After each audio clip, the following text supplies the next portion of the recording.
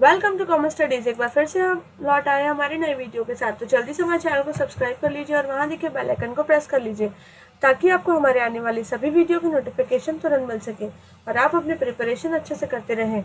हम लेकर आए हैं बीकॉम सेमेस्टर 1 से लेकर एमकॉम सेमेस्टर 4 तक के क्रैश कोर्सेज। आप अपने अपने सेमेस्टर के हिसाब से अपने प्लेलिस्ट को ज्वाइन कर सकते हैं और अपनी प्रिपरेशन हमारे साथ साथ कर सकते हैं। आज हम कंटिन्यू करने वाले हैं MCom semester 3 financial accounts and auditing, accounting for merger and amalgamation, question number 2। अगर अभी तक आपने हमारा टेलीग्राम चैनल ज्वाइन नहीं किया है तो उसे आज ही ज्वाइन कर ले ताकि आपको ये वीडियो से रिलेटेड जितने भी पीडीएफ्स हैं उसके सॉल्यूशंस हैं वो सारी चीज़ें वहाँ पर आपको आसानी से मिल जाए।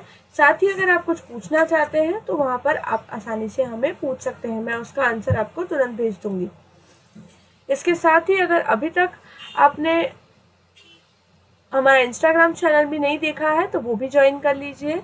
इसके साथ ही अगर आप हमारे साथ हमारे पर्सनल क्लासेस में ज्वाइन होना चाहते हैं तो दिए गए नंबर एंड ईमेल आईडी पर हमें ज़रूर कांटेक्ट कर सकते हैं। तो चलिए शुरू करते हैं। Question number 2, the following are the balance sheet of A limited and B limited as on 31 March 2014। ये बैलेंस शीट ऑलरेडी दी हुई है 31 मार्च 2014 की। यहाँ पर ए और बी दोनों के बारे में बताया गया है। सॉरी, एडिशनल इंफॉर्मेशन में जो भी दिया है हम पहले वो रीड करेंगे। A limited decided to take over B limited on 1 April 2014। 1 April 2014 को ए ने डिसाइड किया है कि वो बी लिमिटेड को टेक ओवर कर देगा। A limited issue 70,000 equity share of 10 each, 2,200 preference share of 100 and exchange कर दिया गया है एंड सेम इनकम उनकी होनी चाहिए।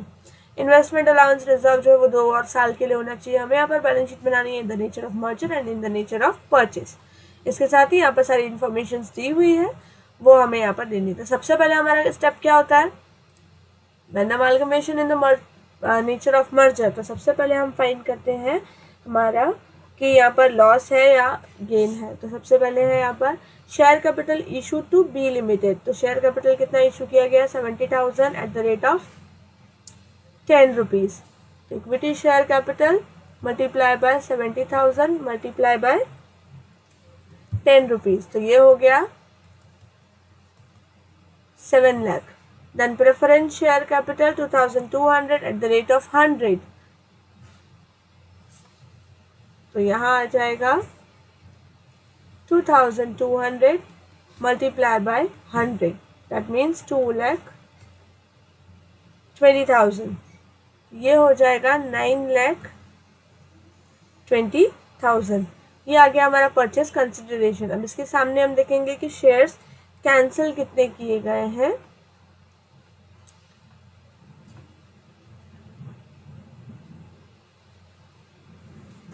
आ, 6 लाख इक्विटी शेयर के थे एंड 2 लाख रुपए प्रेफरेंस शेयर्स के यहाँ पर कैंसिल कर दिए गए हैं। तो equity share 6 lakhs and 2 lakhs preference share, इसका टोटल होता है 8 लाख। अब यहाँ पर ध्यान से समझना है, बिजनेस 8 लाख का परचेज कर रहे हैं पर सामने हम पे कर रहे हैं 9,20,000, यानी 1,20,000 का न्यू कंपनी जो बन रही है उसको लॉस है। तो ये आ जाएगा loss deducted from general reserve, कितना, तो डिफरेंस अमाउंट 1,20,000। इसके बाद डिबेंचर्स के बारे में क्या कहा गया है, तो डिबेंचर्स के बारे में कहा गया है debenture of B limited will be exchange for 15% and उनका इनकम सेम होना चाहिए। जैसे अब 12 यहाँ पर डिबेंचर दिया हुआ है 12%, 50,000 डिबेंचर है। तो यहाँ हम कैलकुलेट करेंगे डिबेंचर, 12% के डिबेंचर है, 50,000 न्यू इशू करने हैं 15% के।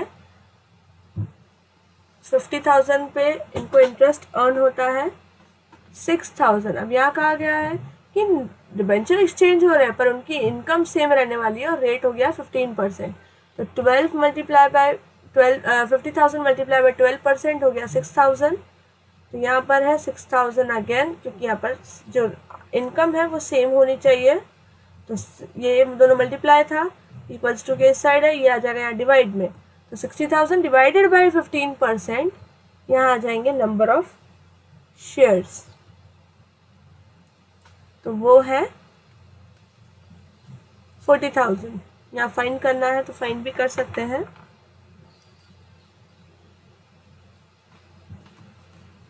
$60,000 डिवाइडेड बाय 15%,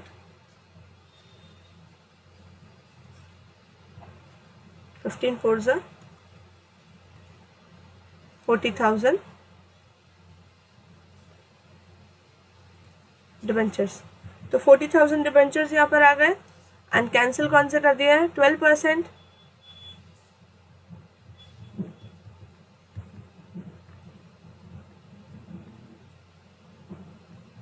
यहाँ आ जाएगा 15%।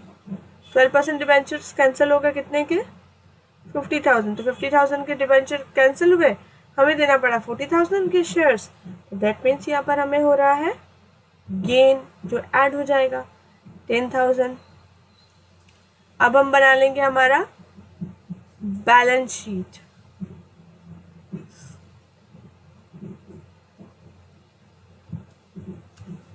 ये हम बना लेंगे यहाँ पर बैलेंस शीट, एंड दोनों अमाउंट्स जो है वो कंबाइन कर देंगे ए एंड बी की। तो सबसे पहले शुरू करेंगे फिक्स्ड एसेट्स से। एसेट्स से देखते जाते हैं। 22 प्लस 9,46,000। स्टॉक भी दोनों ही आ जाएगा, 5 लाख प्लस 194। डेटर्स भी दोनों आ जाएगा, 2,50,000 प्लस 120। एंड बैंक बैलेंस भी टोटल आ जाएगा 1,30,000। ये मैंने एक बार में आपको दिखा दिया है। आप टेक्स्ट बुक से भी कवर कर सकते हैं, या तो ऊपर PDF से कवर कर सकते हैं, जिसके लिए आप टेलीग्राम चैनल ज्वाइन कर लीजिए, ताकि आपको क्वेश्चन और आंसर दोनों इजीली एक ही PDF में मिल जाए। फिक्स्ड एसेट्स ए का है 22 लाख प्लस 9,46,000। इसका आंसर है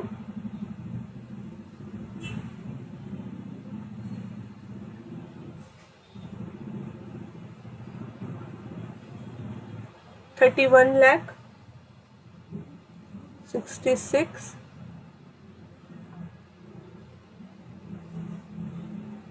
46, सॉरी 31,46,000।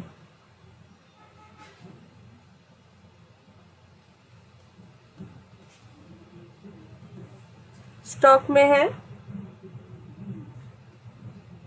5 लाख प्लस 1,94,000, तो 6,94,000।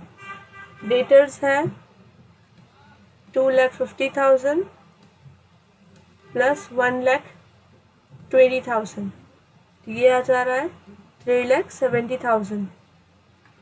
बैंक बैलेंस है ए का 50,000, बी का है 80,000, 1,30,000, ये हो गया। अब इक्विटी शेयर कैपिटल न्यू है हमारे पास 7 लाख, एंड ए का है 16 प्लस 7, इसमें प्रेफरेंस शेयर नहीं है।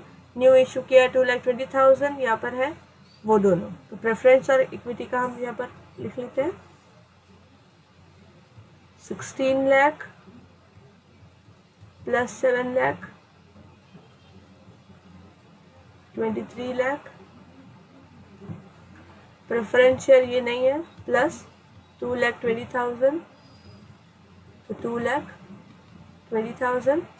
देन रिजर्व्स एंड सरप्लस में जनरल रिजर्व ए का दिया हुआ है 9,22,000, एंड बी का है 1,96,000। 9,22,000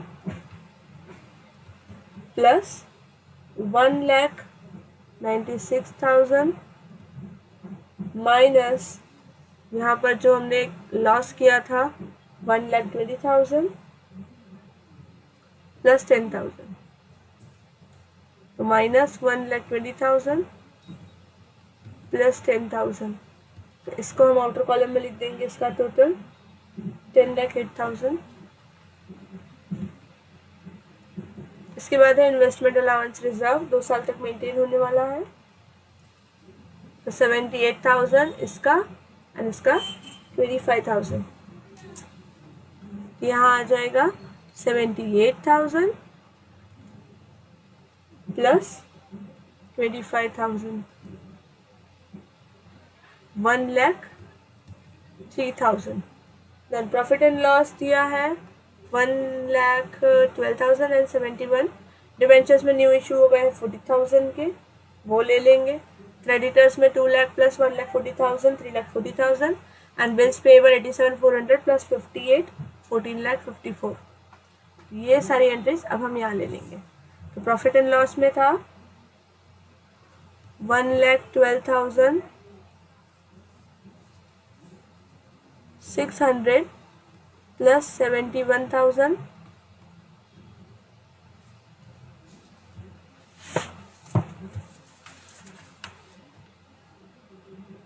1,83,600। डिबेंचर्स न्यू के नहीं है, सॉरी ओल्ड ए के नहीं है, बी को हमने न्यू इशू कर दिया है 40,000 के। इसके बाद क्रेडिटर्स का है 2 लाख प्लस 1,40,000 बी का, 3,40,000। देन बिल्स पेएबल का लास्ट दिया हुआ था 87,400 प्लस 58,000, तो ये हो रहा है 1,45,400। इन सब का हम टोटल करेंगे तो हमें मिल जाएगा 43,40,000 एंड यहाँ पर भी हमें मिल जाएगा 43,40,000 एंड हमारा बैलेंस शीट यहाँ पर टैली हो गया है। तो ये आपको समझ में आ गया, ये था हमारा amalgamation in the nature of merger. अब हम लेंगे amalgamation in the nature of purchase. तो हम यहाँ पर निकालेंगे गुडविल है या कैपिटल रिजर्व।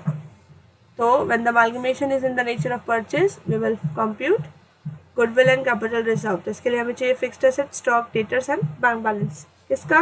बी लिमिटेड का। Fixed assets 946, 194, 120 and 80, total 13,40,000। कहा नहीं गया है यहाँ पर क्या टेकन ओवर करना है क्या नहीं, यानी हम टोटली टेकन ओवर कर लेंगे। अगर बोला होता कि नहीं सिर्फ फिक्स्ड एसेट्स और स्टॉक ही लेना है तो हम सिर्फ वही लेते। तो यहाँ पर वो सब कुछ आ जाएगा एसेट्स में जो कि यहाँ टेकन ओवर होने वाला है। 1,94,000 स्टॉक, डेटर्स है 1,20,000 के थे एंड बैंक बैलेंस था 80,000, टोटल 13,40,000। इसके सामने हमने डिबेंचर्स कितने के इशू किए न्यू, लायबिलिटीज में हमने कितना डिडक्ट किया है,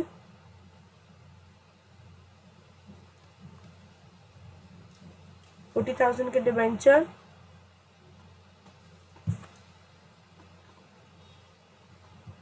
क्रेडिटर्स 1,40,000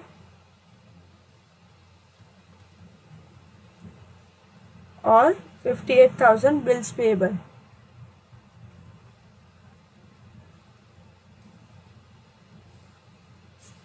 इसका टोटल करेंगे तो हमें मिल जाएगा 23,08,000, 448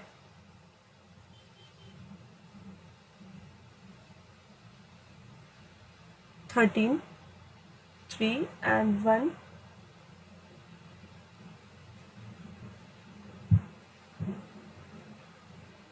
23,08,000। तो यहाँ पर इसमें से माइनस करेंगे तो नेट एसेट्स हमें यहाँ पर मिल जाने वाला है। एक कॉलम रह गया है यहाँ पर वो आप अंडरस्टैंड कर सकते हैं। तो नेट एसेट्स हमें यहाँ पर 13 लाख माइनस इन तीनों को करेंगे तो हमें यहाँ पर मिल जाने वाला है 1,02,000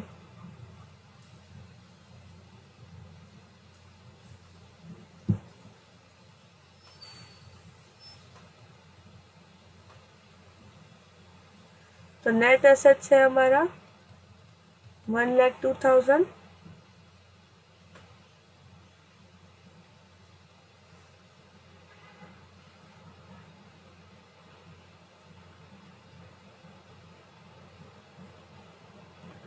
एंड यहाँ पर परचेस कंसिडरेशन हमने कितना दिया है वो देख लेते हैं।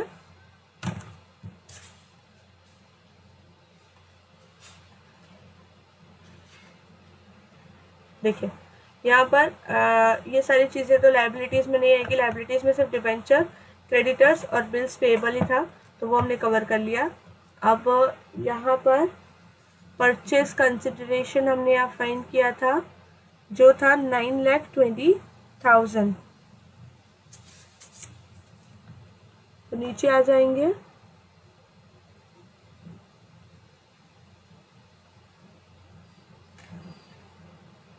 यहाँ पर सारी चीज़ें ओल्ड ही आएगी।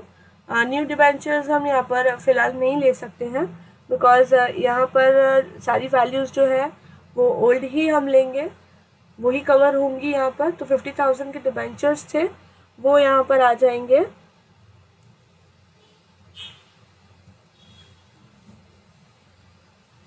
तो ये हो जाएगा 50,000 प्लस 140, 290 एंड 58, 2,48,000। ये माइनस हो जाएगा 13,40,000 में से। तो यहाँ बचेगा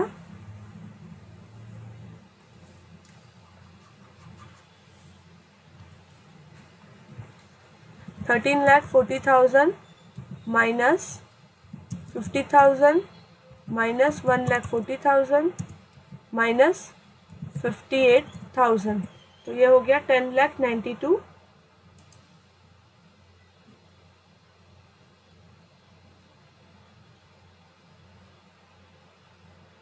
सॉरी 8 है, 10,92,000।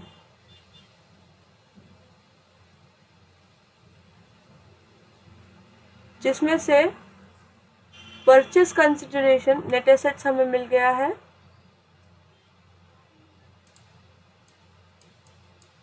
1 लाख नहीं, यहाँ पर थोड़ा सा कैलकुलेशन में प्रॉब्लम हो गया था।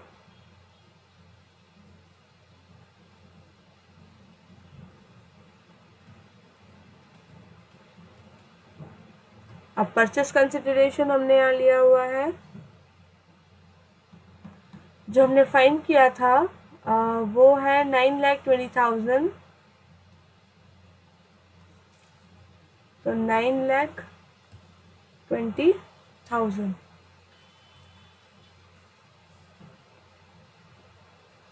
इसमें से माइनस कर देंगे।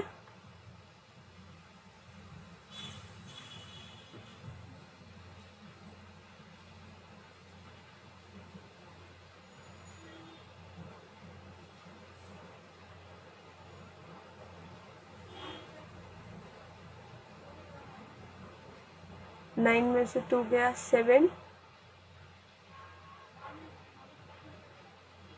1,72,000 प्लस डिबेंचर्स के लिए जो हमने दिया हुआ है वो 10,000 यहाँ पर ऐड हो जाएगा। जो हमने यहाँ पर फायदा लिया है वो यहाँ पर ऐड हो जाएगा बिकॉज यहाँ पर 40,000 के ही डिबेंचर्स हमने कंसिडर किए हैं। तो इसकी वैल्यू आ जाएगी 1,82,000, क्योंकि कैपिटल रिजर्व में वो भी गेन जो है वो यहाँ पर हमने ऐड कर लिया है, जो वो यहाँ पर होने वाला है हमें। तो टोटल कैपिटल रिजर्व हमें हो गया है, फ़ायदा कितने का हो रहा है तो 1,82,000 का। तो अब यहाँ पर ध्यान से सोचना है कि बिजनेस था 10,92,000 का, बट हमने उसके लिए पे किया सिर्फ 9,20,000 एंड 10,000 वहाँ पर भी हमारा सेव हो रहा है, यानी हम इसे 10,82 भी समझ सकते थे। तो यहाँ पर हमें कैपिटल रिजर्व हमें मिल गया है 1,82,000, जिसके अंदर कैपिटल रिजर्व टोटल आया है हमारा 1,72,000 प्लस 10,000 जो है वो हमने ट्रांसफ़र किया है न्यू मतलब 10,000 जो है वो इशू ऑफ न्यू डिवेंचर का प्रॉफिट है। तो टोटल कैपिटल रिजर्व हमारा हो गया यहाँ पर 1,82,000। तो ये यहाँ पर क्लियर हो गया कि कैपिटल रिजर्व यहाँ कितना है। अब नेक्स्ट स्टेप होता है हमारा, अगेन हम यहाँ पर बनाते हैं हमारा बैलेंस शीट।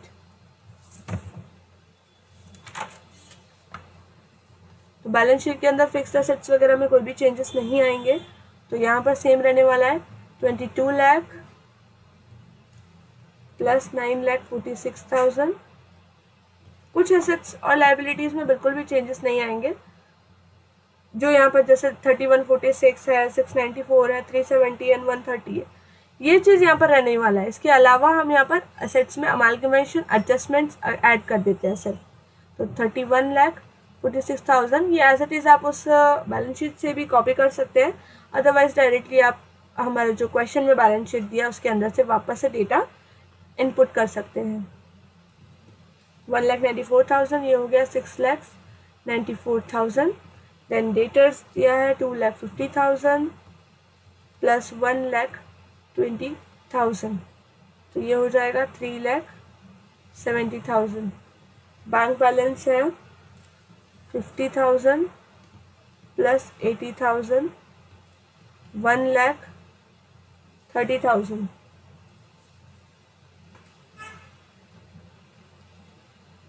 अब इक्विटी शेयर कैपिटल भी यहाँ पर वही रहेगा, 16 लाख ए के थे प्लस 7 लाख हमने जो न्यू इशू किए हैं वो, ये हो जाएगा 23 लाख। प्रेफरेंस शेयर्स उसके कुछ भी नहीं थे, न्यू इशू हुए हैं वो है 2,20,000 रुपीज़ के, तो ये हो जाएगा 2,20,000।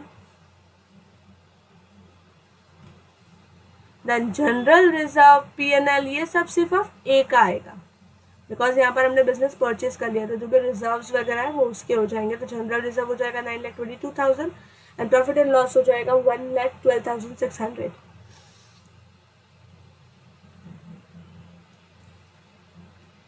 तो जनरल रिजर्व यहाँ पर सिर्फ ए का कवर होगा, which is 9,22,000 and profit and loss भी सिर्फ ए का कवर होगा, वो भी है यहाँ पर 1,12,600। इसके अलावा इन्वेस्टमेंट अलाउंस रिजर्व है 78 प्लस 25 1,03,000, 78 प्लस 25। अब ये रिजर्व जो है वो उनको 2 साल तक मेंटेन रखना है, तो ये आ जाएगा हमारा अमालगमेशन एडजस्टमेंट अकाउंट के अंदर। इन्वेस्टमेंट अलाउंस रिजर्व सिर्फ बी का आएगा यहाँ पर 25,000। इसके बाद डिबेंचर्स न्यू इशू किए गए हैं ओनली 40,000 के, वो यहाँ पर आ जाएंगे। And creditors and bills payable यहाँ पर दिया हुआ है ऑलरेडी 3,40,000 एंड 1,45,400। तो ये दोनों चीज़ें हम यहाँ कवर कर लेंगे। क्रेडिटर्स 2 लाख प्लस 1,40,000, तो 3,40,000 प्लस बिल्स पेएबल 87,400 प्लस 58,000, तो 1,45,500। इसका टोटल यहाँ आ जाएगा 43,65,000 एंड यहाँ पर भी टोटल आ जाएगा 43,65,000। तो यहाँ पर ही हमारा सम जो है वो पूरा खत्म हो रहा है। आई होप आपको ये पूरा सम अच्छे से समझ में आया होगा। थोड़ा सा कॉम्प्लिकेटेड है कहीं कहीं पर, बट वो अगर आप ध्यान से सॉल्व करते हैं तो इस सम को सॉल्व करना बहुत ही ज़्यादा आसान है। अगर आपको ये वीडियो पसंद आया है तो प्लीज़ हमारे चैनल को सब्सक्राइब कीजिए, शेयर कीजिए, लाइक कीजिए, ज़्यादा से ज़्यादा लोगों को हमारे साथ जोड़िए ताकि वो भी अपने प्रिपरेशन अच्छे से करते रहें। इसके साथ ही अगर अभी तक आपने हमारा टेलीग्राम चैनल ज्वाइन नहीं किया है तो उसे आज ही ज्वाइन कर लें, ताकि आपको ये PDFs एंड इसके सॉल्यूशंस वगैरह वहाँ पर इजीली मिल जाए। Thank you so much.